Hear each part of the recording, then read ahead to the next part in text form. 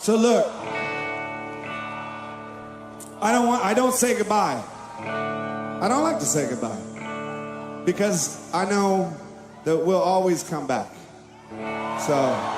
Hey everyone, it's Mike here from The Art of Guitar. Today I'm on the drums in honor of Taylor Hawkins, who just passed away yesterday.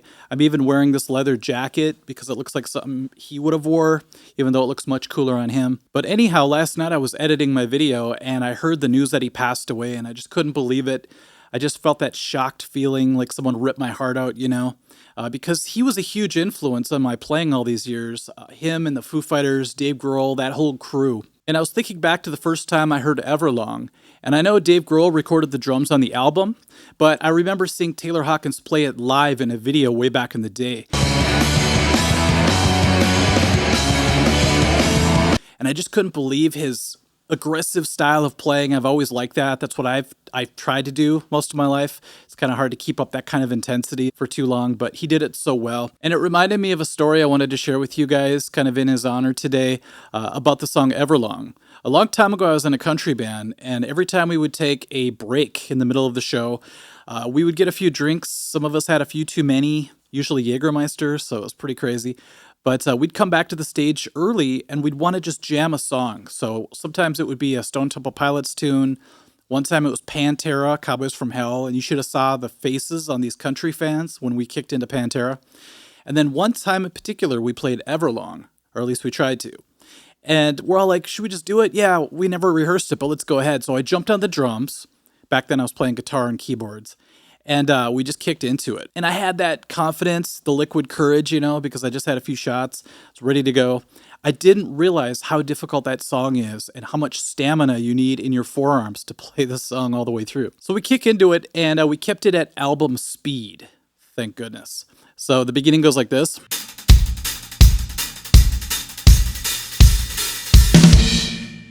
Or builds up. I never learned it perfect. Back then, I was just winging it completely. And then the band kicks in. I thought, everything's cool.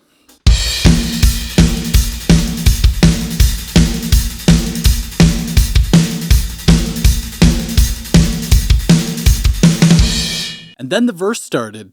And I kicked into the verse beat, and I thought, oh no, these 16th notes don't let up.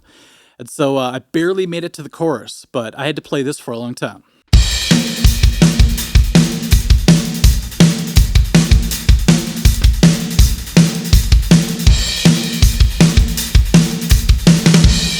The chorus came just in time to save me, but I had a few issues with the fills. Watch this.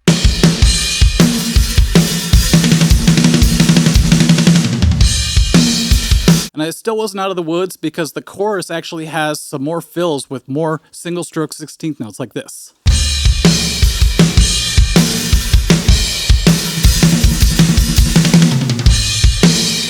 It's like a whole study in single stroke 16th notes. So anyhow, by the end of the chorus, my forearms were completely dead.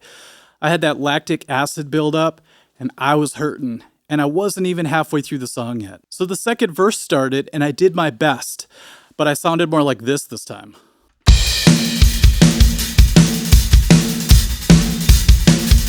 It's like the screws were falling off, everything was starting to fall apart, and I knew that I was in big trouble. And I looked up, and my bass player knew it too, because he gave me this funny look, like, are you okay? Because he could feel the beat sort of slowing down a little bit and getting really choppy. So for the first verse, I was going, feeling great about life. By the second verse, I sounded like this.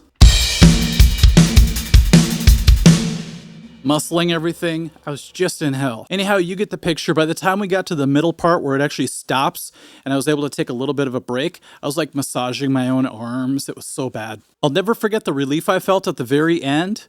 When I somehow crossed that finish line, it was like,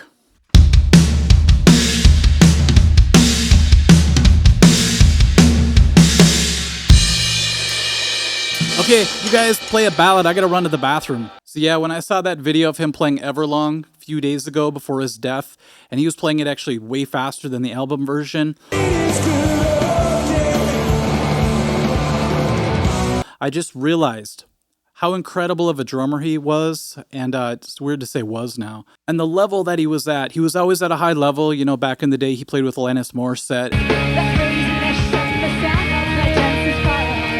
And then when he joined the Foo Fighters, he was already great. But to see him ascend to those upper levels, the upper echelon, if you will, that few ever achieve. And I guess maybe in the comment section, if you guys want to leave a story about the first time you saw him play, or what impact he's had on your playing, or just in your life in general, that would be great. Okay, everyone, thanks for watching, and I appreciate it. We'll see you. Bye.